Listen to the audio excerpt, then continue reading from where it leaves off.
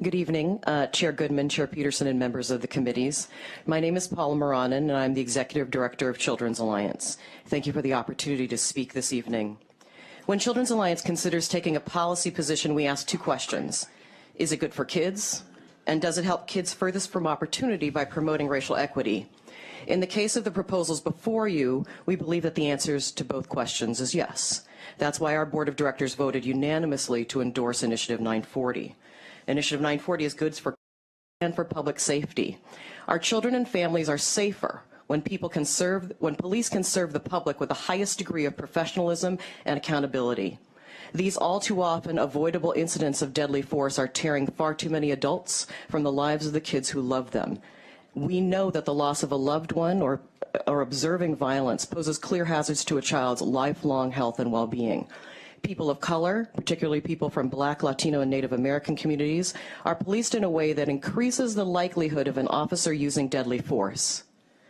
These disparities create a greater burden for children of color who face disproportionate risk that they themselves may be killed or lose adults important in their lives. It doesn't have to be this way. Provisions that police be trained in mental health crisis response, first aid, and de-escalation can ensure the safety of our children and the adults they love and on whom they depend.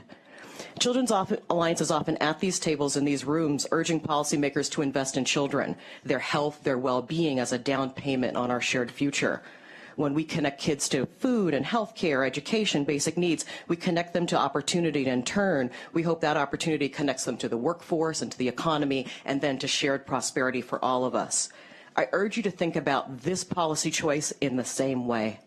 Through the passage of I-940, we can make an equally important down payment on our shared future.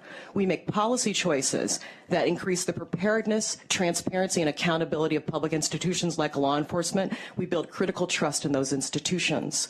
We have children who grow up believing that they are inside the circle's community, the community's circle of protection and fairness.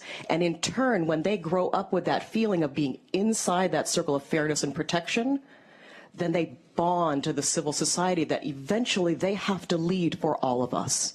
So our question is, what better investment could we make in our shared future? Thank you, and we urge adoption of 940 as is.